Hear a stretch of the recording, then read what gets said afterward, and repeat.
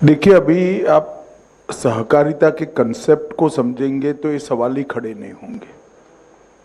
अमूल क्या है? अमूल में गुजरात की 36 लाख माताएं बहनें सदस्य बनी है, एक कोऑपरेटिव है। और 36 लाख माताओं बहनों ने कितना रुपया रोका है, इसमें इन्वेस्ट कितना किया है मालूम है आपको? सिर्फ 50 रुपया। अब 36 लाख माताओं बहनों ने 50 रुपया इन्वेस्ट कर कर अमूल बनाई। ये 36 लाख तो एक दिन में नहीं हुआ, धीरे धीरे कर कर हुआ है। अभी जैसे हमारा 2.5 लाख का रजिस्ट्रेशन हुआ है सारथियों का, तो धीरे धीरे कर कर 36 लाख हुआ था। अब ये 36 लाख माता बहनों की कोऑपरेटिव 1,25,000 करोड़ का टर्नओवर कर रही है। मैं गारंटी से कहता हूं, आपके घर में जो दूध का थैली आता है, या तो मदर डेयरी का दूध होगा या अमूल का होगा। बताइए, आप लोग आता है या नहीं आता है? तो 1,25,000 करोड़ में आपका भी इसमें पार्ट है। अब फर्क क्या है प्राइवेट डेयरी और कोऑपरेटिव डेयरी में? प्राइवेट डेयरी और कोऑपरेटिव डेयरी में ये फर्क है कि प्राइवेट डेयरी अगर ये 1,25,000 करोड़ का टर्नओवर करे, करती भी है कुछ डेयरियां, थोड़ा थोड़ा थोड़ा। अमूल जायंट है, मगर 50 करोड़ 25 करोड़ का टर्न, तो उसमें पशुपालक माता के पास पशु का पालन कर दूध निकालकर डेयरी में भरती है, इसको सिर्फ एक निश्चित रकम मिल जाती है। अमूल में क्या होता है? अमूल में दूध एकत्रित किया जाता है, इसका आइसक्रीम बनता है, इसका थैली में दूध भी आपके यहाँ पहुंचता है, इसका पनीर भी बनता है, इसका दही भी बनता है, इसका घी भी बनता है, इसका दूध का पाउडर भी बनता है। अब ये सब बनता है तो मुनाफा भी होता है, पेड़े भी आप खाओगे, श्रीखंड भी खाओगे। तो ये मुनाफा प्राइवेट डेयरी में प्राइवेट डेयरी के मालिक के यहां जाता है। अमूल में ये बनाने का खर्चा जो 15% से ज्यादा नहीं, उन्होंने बताया 85%, एक्चुअल में 100%, बाकी का 15% तो बनाने का खर्चा है। जैसे आपकी वाहन आप चलाओगे तो पेट्रोल डालना पड़ेगा, ये तो खर्चा है ना। इस तरह से बाकी बना पूरा का पूरा मुनाफा वो दूध पशुपालन करने वाली माता के हाथ में, बेटी के हाथ में चला जाता है। और आपको आश्चर्य होगा, मैं आग्रह करूंगा सहकारिता विभाग को कि 25 माताओं बहनों का एक लिस्ट हमारी साइट पर रखेंगी जिन्होंने एक साल में 1 करोड़ से ज्यादा रुपए का दूध डेयरी में भरा है, जिनकी इनकम 1 करोड़ से ज्यादा है। अब कहने के तो वो भी गाय भैंस पाल रही है।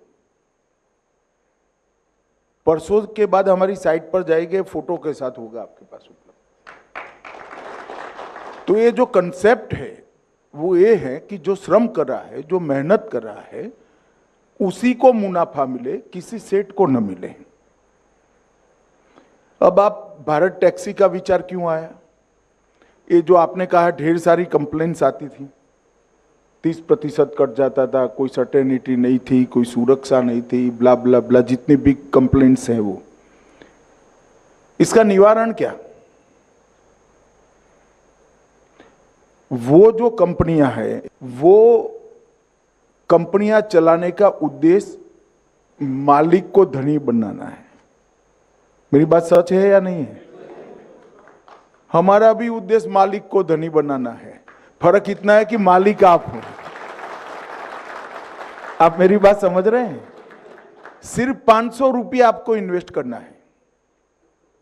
3 साल के बाद क्या होगा?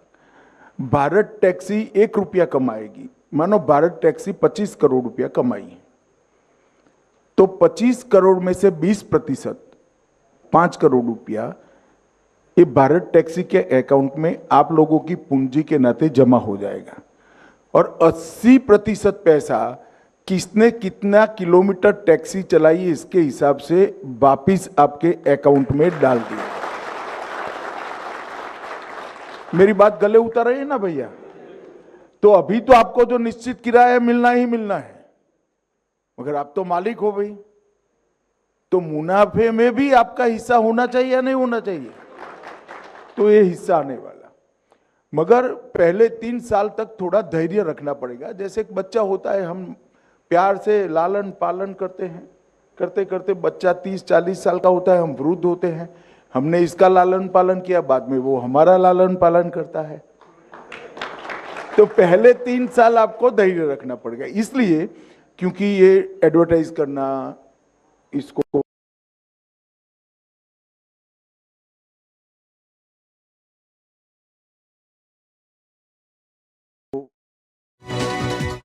कंपनियां इस पर जो स्पर्धा थोप देगी गलत प्रकार की, क्योंकि वो तो कमा कर बैठे हैं, तो इसको स्ट्रगल करने में 3 साल होंगे, और 3 साल में हम देश के हर शहर में लगभग पहुंच जाएंगे। ऐसा हमने रोड मैप बनाया, जहां जहां म्युनिसिपल कॉरपोरेशन है हम 3 साल में पहुंचे, तो ये संख्या हमारी बहुत बड़ी हो जाएगी।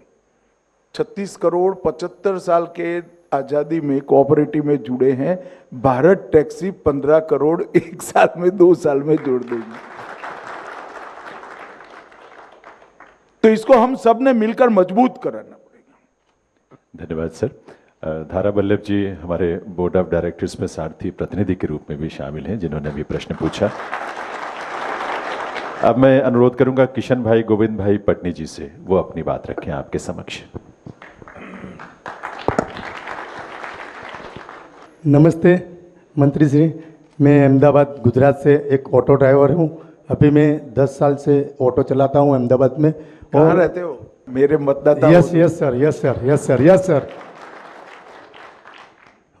मंत्री श्री, अभी जो ऑनलाइन हम राइड कर रहे हैं, तो उसमें बोल रहे हैं आप पार्टनर हो, तो पार्टनर को जो कुछ समस्या आती है तब हम कॉल सेंटर में बात करते हैं। एक सेकंड मुझे बताओ, उन कंपनियों का शेयर है आपके पास? नहीं है सर। तो कैसे पार्टनर हो गए? सर वो की बात लोग पार्टनर बताते हैं, वो पार्टनर नहीं है, छलावा कर रहे हैं। सही है आपके सर। तो सर भारत टैक्सी हमको बोल रही है सारथी आप मालिक हो, तो सर हमको मालिक का हक कैसे मिलेगा? मैं बताता हूँ। भारत टैक्सी में अभी हम सब छोटा छोटा काम करते हैं, सारथी है। हमारे पास इतनी पूंजी तो है नहीं कि इतना बड़ा कंपनी खड़ा कर ले। हमने अभी भारत की 5 बड़ी कोऑपरेटिवों को मिलाकर ये खड़ा कर दिया। अब जैसे आपकी संख्या बढ़ती जाएगी, जो सारथी इसमें पार्टनर बनना चाहता होगा, कंपलसरी नहीं है, आप बनो ना बनो आप पर निर्भर है। 500 रुपये का अगर आप शेयर लोगे तो आप इसके मालिक हो जाओगे। आप मेरी बात समझ गए? फिर जब भारत टैक्सी का बोर्ड ऑफ डायरेक्टर का चुनाव होगा, तब इसमें कुछ सीटें सारथियों के लिए भी चिन्हित रखी। जैसे अभी भाई साहब बोर्ड ऑफ डायरेक्टर में आ गए, तो वो आपके सारे हितों की चिंता करेगा। अगर भारत टैक्सी सारथियों के पक्ष में कोई नीति नहीं करती है, तो ये तो आपका प्रतिनिधि ना चिल्लाएगा कि ऐसा नहीं चलेगा भाई, हमारी कंपनी है, आप ऐसा कैसे कर रहे हो। मुझे बताओ भाई, उन कंपनियों के बोर्ड में आपका कोई प्रतिनिधि है? नहीं सर, नहीं सर। यहाँ पर है, यहाँ पर है। तो आप मालिक हुए या नहीं हुए? Yes sir, yes sir. तो यही कंसेप्ट है भाई, आपका कोऑपरेटिव है, आपको चलाना है, मगर इतना रखना मैं आऊं तो कभी चाय पिलाना भाई, बाकी तो क्या है यार इसमें। कंपनी आपका ही है, मुनाफा भी 20% रिजर्व करेंगे, जिससे कंपनी कोई खराब समय में आए तो हमारी उससे चलती रहे। 80% मुनाफा पर किलोमीटर वापिस दे दिया जाए। पहले 3 साल हमें एक एक शहर